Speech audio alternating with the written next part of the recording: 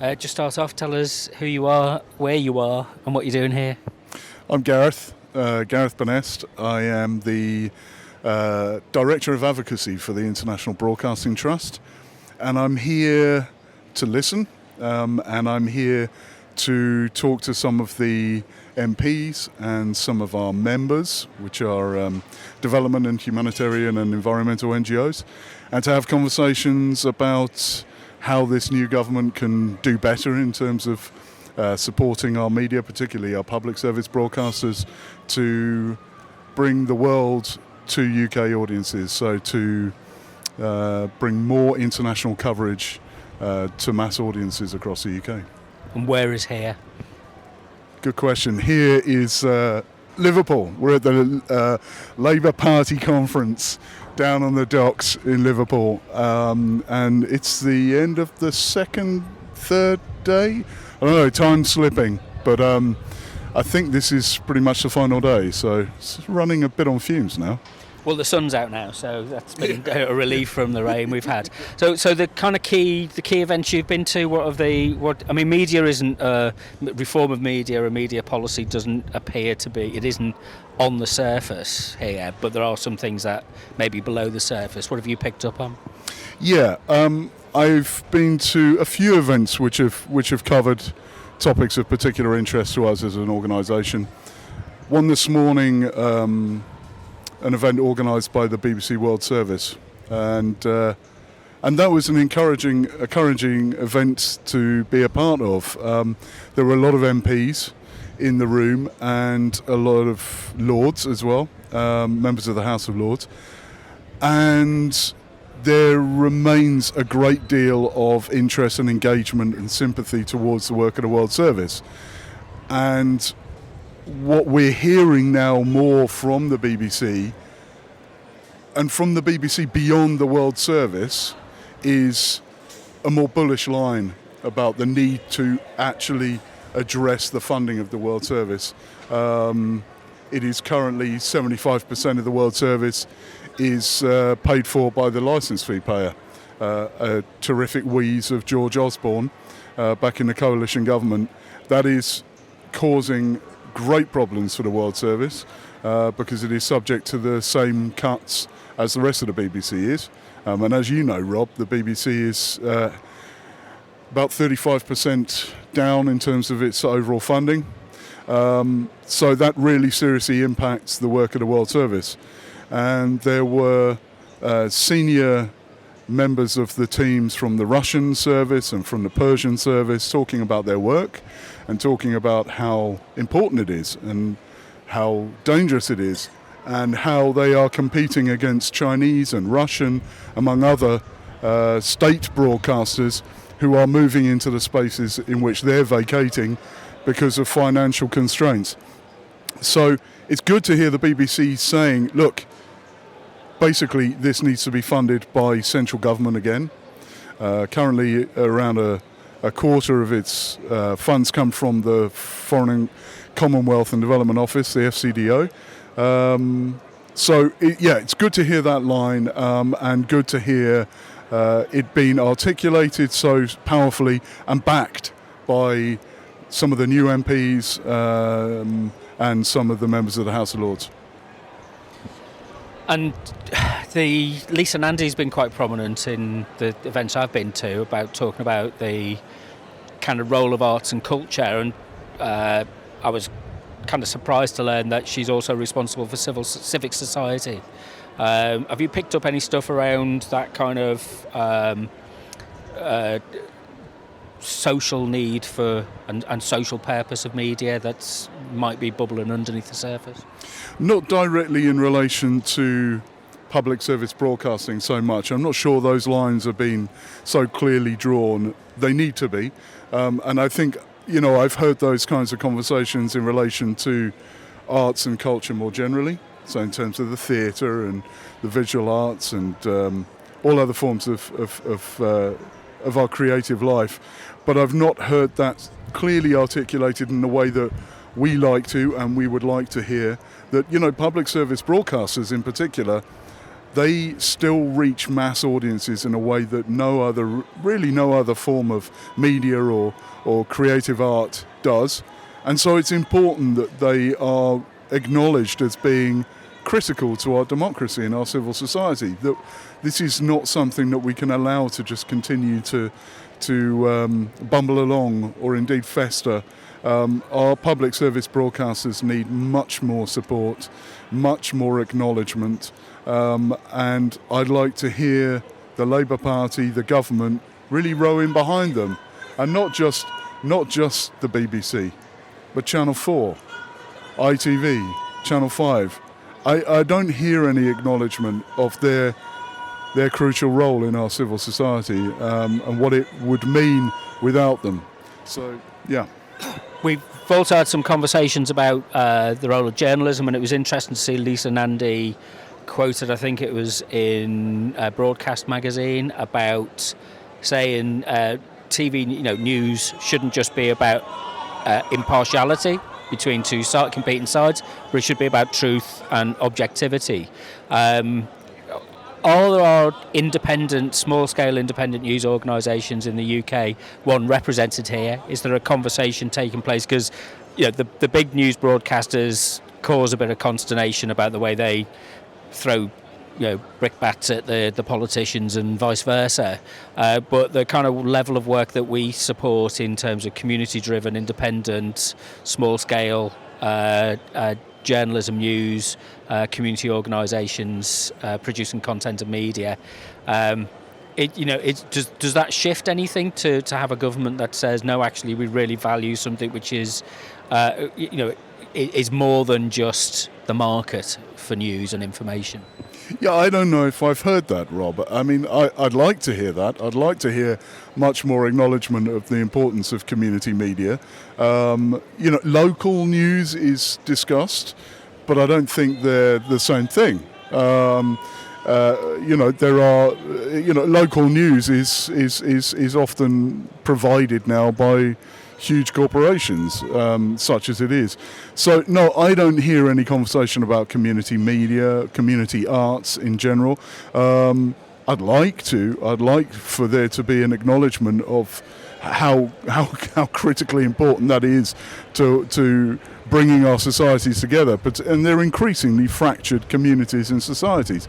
No, I haven't seen that space open up. The usual media are here, and the usual media are being discussed. And I think, probably the closest you would get to outside of the mainstream would be some of the podcasters that are here and some of the alternative or smaller radio stations. But no, there doesn't seem to be a space for that. And I think that's a real shame. I think they could have done with a much more holistic, creative space in this conference, where creativity in all its forms and all its scales could have been explored and talked about. But maybe that's unrealistic to expect that in a conference like this. Maybe there needs to be a real fringe, an alternative conference somewhere else in the city where we talk about the real things. There's an awful lot of talk about AI at the conference, and lots of sessions running about AI. Have you attended anything looking at the kind of implications of generative and administrative AI systems for news? No, I haven't, Rob. I've intended to, but every AI session that I've seen seems to be framed in terms of what are the perils of AI and how's it going to destroy civilization as we know it, and which it may very well might. But it's not what there are other things that I'm interested to hear about. I'm very interested to explore what does it mean for the media, what does it mean for organisations like those that we represent, humanitarian and development agencies, and how can we harness it rather than what are the reasons that we ought to be terrified about it? Because I sort of feel like I have a good sense of what are the reasons that we should be scared, and I also think nobody really knows. So I'd rather hear people talking about what we do know or what we can do that is positive and exciting rather than doom-mongering. But perhaps you've been to sessions that are more uplifting than I've read about. Well, no, I mean, I went to a couple where there was really where it was kind of like AI was being talked about. I think it was a News Association event.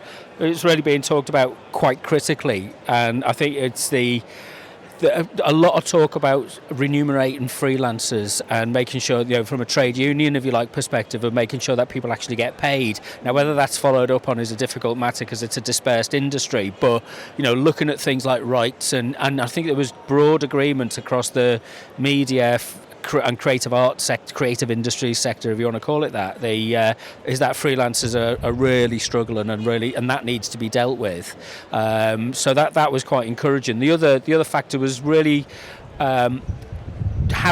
listening to conversations where people said that the silo working across government has got to stop, and people from different groups, different civil society groups, businesses, rather than everybody being dealt with separately within these compartments, is actually saying, well, no, we need to talk to people in this team as well as this team as well as this team. Can we foster those collaborations? And the advice that was given was to find the individual MPs who've got a passion for that area and find out the address of their assistant so that you can contact their assistant.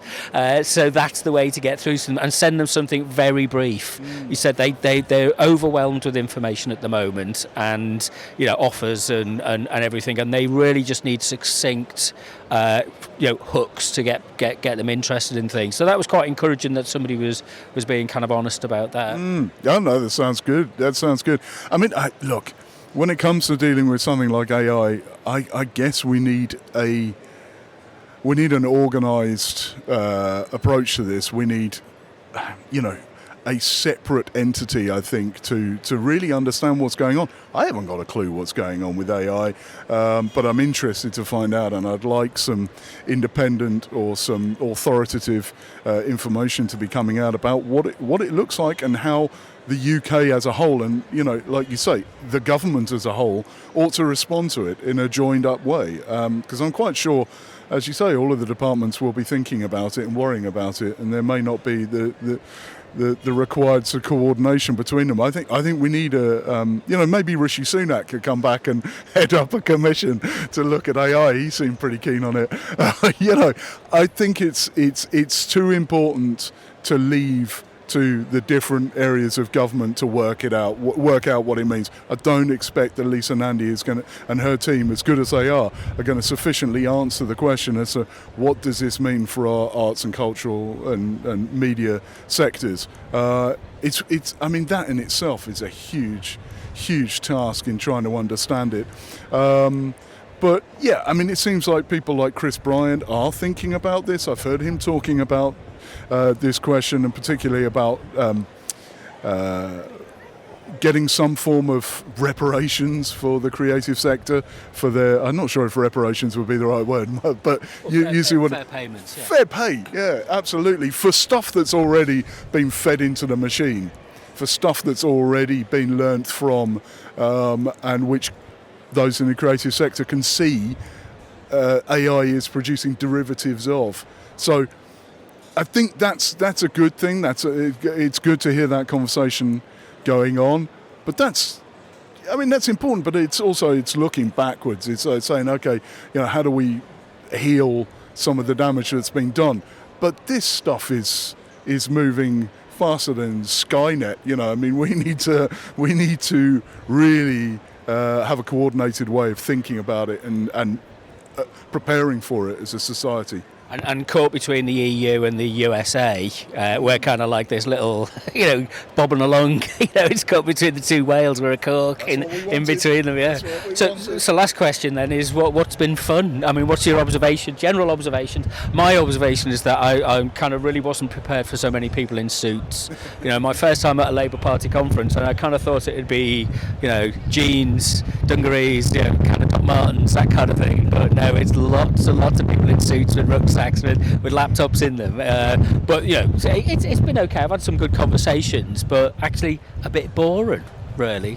I'll go along with that. I'll go along with that. Look, you and I are representing the Scruffy Brigade, Rob. You know, we're doing our best to hold up our end. It's not. It hasn't been as much fun. Maybe I wasn't expecting as much fun, but you know, I was kind of. I don't know. Maybe they're just more disciplined. Maybe they're. I did think about it earlier. I thought, wow, I wonder if they have made a deliberate effort now that they're in government to be disciplined and sensible. Scott's night was quite fun on Sunday night. I'm not sure how the message about discipline, how well that got through. But that's what you'd expect. But no, there hasn't been. I haven't seen Emily Thornberry doing karaoke or anything, like that, which I'd be excited to watch. But no, there's been some good conversations, a few good laughs along the way. It's been a pleasure spending time with you, Rob. But no, not so much fun as I'd hoped. But it has been an enjoyable experience. I've learned a lot, and I've gained a better understanding, I think, of who the Labour Party are, and where they're heading. So, yeah, it's been good. Where can people get in contact with you if they want to? They can give me a shout by email. They can just put in gareth@ibt.org.uk, or they can go to ibt.org.uk to find out more about our organisation. And yeah, happy to hear from anyone and anyone.